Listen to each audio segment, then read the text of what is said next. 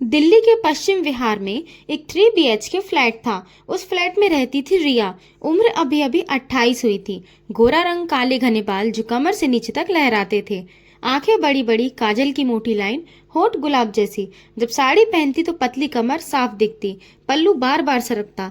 लोग कहते थे, अरे यार साहिल तो लॉटरी लग गई। पर रिया जानती थी कि उसकी खूबसूरती सिर्फ शीशे और फोटो फ्रेम तक सीमित है। साहिल सुबह 7 बजे निकलता, रात 12 1 बजे आता। आते ही लैपटॉप खोलता, फोन कान पर लगाता और मीटिंग मीटिंग मीटिंग। रिया जब पास बैठती तो बस एक ही डायलॉग, रिया प्लीज बहुत थक गया हूँ, सोने देना। रात को रिया तकिए को गले लगाकर रोती और सोचती, शादी से पहले तो रोज रात 3 बजे तक फोन पर बातें होती थी। कहता था तेरे बिना मर जाऊंगा, अब तो मैं ही मर मर के जी रही हूँ। फिर एक दिन साहिल ने कहा, सुनो ना, 2 दिन की छुट्टी मिली है, घर पर ही रहूंगा। रिया का दिल उछल पड़ा। उसने सोचा चलो कम से कम 2 दिन तो साथ होंगे। पर साहिल ने फोन उठाया और बोला, कार्तिक यार आजा घर, पूरा दिन मजे करेंगे और तारा को भी ले आना। कार्तिक साहिल का बचपन का दोस्त था। हाइट 6 फीट 1 इंच, चौड़ा सीना, हल्की दाढ़ी और मुस्कान ऐसी कि सामने वाला भूल जाए कि वो क्या बोल रहा था। शाम 7 बजे डोरबेल बजी। रिया ने लाल बनारसी साड़ी पहनी थी, पल्लू पिन से नहीं लगाया था, बाल खुले थे, होठों पर गहरी लाल लिपस्टिक। दरवाजा खोला तो सामने कार्तिक और उसकी बीवी तारा खड़े थे। कार्तिक ने एक पल को रिया को देखा और मुस्कुराकर बोला, साहिल ने तो बताया ही नहीं था कि उसने अप्सरा से शादी की है। रिया का चेहरा शर्म से लाल हो गया।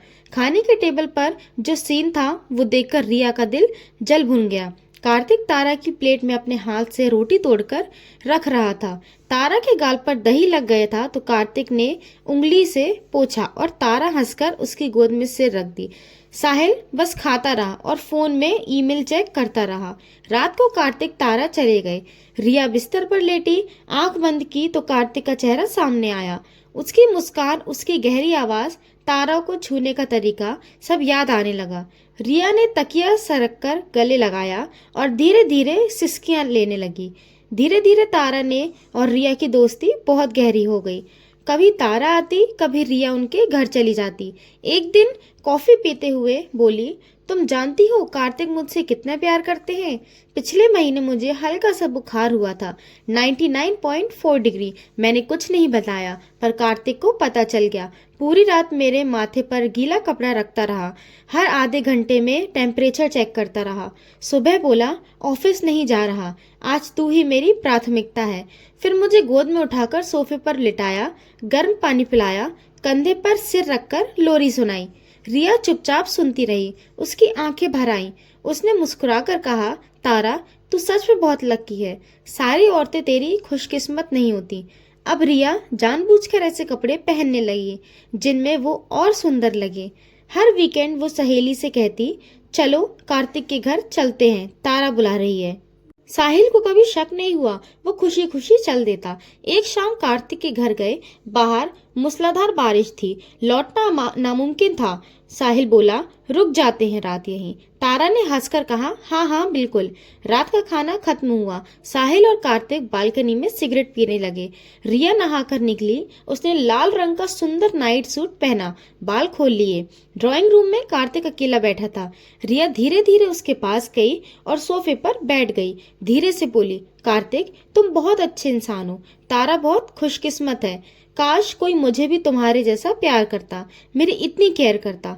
कार्तिक एकदम सख्त हो गया। उसने दूर हटकर शांत मगर सख्त आवाज में बोला, भाभी आप साहिल से बहुत प्यार करती हो, वो भी आपसे बहुत प्यार करता है, बस जाहिर नहीं कर पाता। मैं उसका दोस्त हूँ, आप मेरे लिए सिर्फ भाभी हो और भाभी माँ समान होती है, प्लीज ये सब बातें खत्म करें।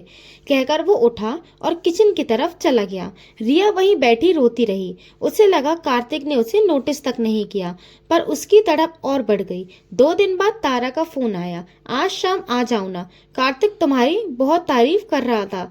रिया का दिल जोर से धड़का। उसने फटाफट हाँ कर दी। शाम को वो तैयार हुई, बालों में हल्का तेल लगाया, लाल ग्लॉस सुंदर साड़ी साहिल को बोला, चलो तारा बुला रही है। कार्तिक के घर पहुंचते तो तारा ने गले लगाया। कार्तिक ने सिर्फ दूर से मुस्कुराया, नमस्ते किया। खाना खाते वक्त भी कार्तिक सिर्फ तारा के साथ मजाक कर रहा था, रिया से सिर्फ जरूरी बातें। रिया का दिल जल रहा था। रात गहरी हुई, सब सोने लगे। साहिल गेस्ट रूम में सो गया। आधी रात को रिया की नींद खुली। वो पानी पीने किचन गई। वहां कार्तिक खड़ा था, सिर्फ बनियान और लोवर में। चौड़ी छाती, मजबूत बाजू। रिया का मुंह सूख गया। उसने हिम्मत जुटाई और बोली, कार्तिक, मैं आपसे कुछ कहना चाहती हूँ। फिर रोते हुए बोली, मैं बहुत अकेली हूँ कार्तिक, बहुत अकेली। जिस तरह तुम तारा से प्यार करते हो, उसकी केयर करते हो, मुझे भी वैसा ही चाहिए। साहिल मुझसे प्यार नहीं करता शायद, पर मुझे वो प्यार महसूस नहीं होता।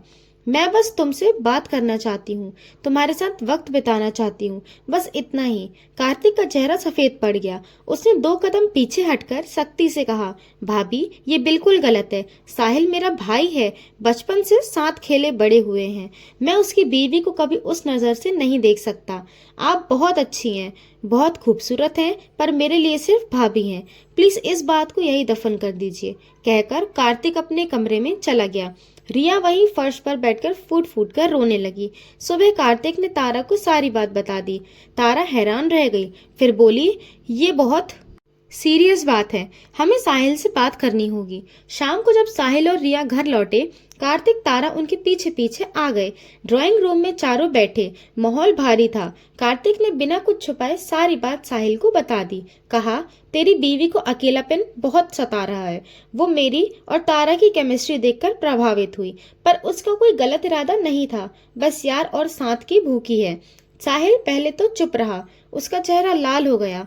फिर वो उठा, रिया के पास गया, उसे गले लगा लिया, पहली बार कई सालों बाद, और धीरे से बोला, सॉरी रिया, मैंने तुझे बहुत अकेला छोड़ दिया। मैं करियर के पीछे भाग रहा था, पर तेरे बिना उसकी कोई वैल्यू नहीं। मैं सब बदल दूंगा। उस रात साहिल और रिया देर तक बातें करते रहे। साहिल ने कहा, मैं जॉब छोड़ दूंगा, हम शिमला शिफ्ट हो जाएंगे। मैंने काफी पैसे जोड़ लिए हैं, अब सिर्फ तेरा साथ चाहिए। 3 महीने बाद साहिल ने नौकरी छोड़ दी। दोनों शिमला में एक छोटा सा कॉन्टेज ले लिया। सुबह साहिल चाय बनाकर लाता, रिया के बालों में कंघी करता, माथे पर किस करता। शाम को मॉल रोड घूमने जाते, हाथ में हाथ डाले। रात को एक दूसरे को गले लगाकर लंबी लंबी बातें करते। साहिल अब वही सब करने लगा जो कभी कार्तिक तारा के लिए करता था। पैर दबाना, गोद में लिटाना, गाना सुनाना, बेवजह गले लगाना। 1 साल बाद कार्तिक और तारा उनसे मिलने आए। चारों देर तक हंसे लगे। तारा ने रिया से कहा, देखा ना, सब ठीक हो गया ना। रिया ने साहिल का हाथ थामा और मुस्कुरा कर बोली, अब मैं दुनिया की सबसे खुशकिस्मत औरत हूँ। रात को डिनर टेबल पर कार्तिक ने ग्लास उठाया और बोला, दोस्त वही जो वक्त पर आंखें खोल दे।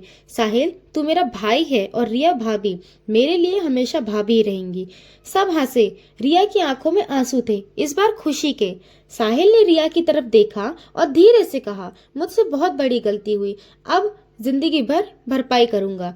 रिया ने उसका हाथ चूमा और बोली, बस अब कभी अकेला मत छोड़ना। और उस दिन के बाद उनके घर में फिर कभी अकेलापन नहीं आया। प्यार था, हंसी थी, केयर थी, और सबसे ज्यादा साथ था।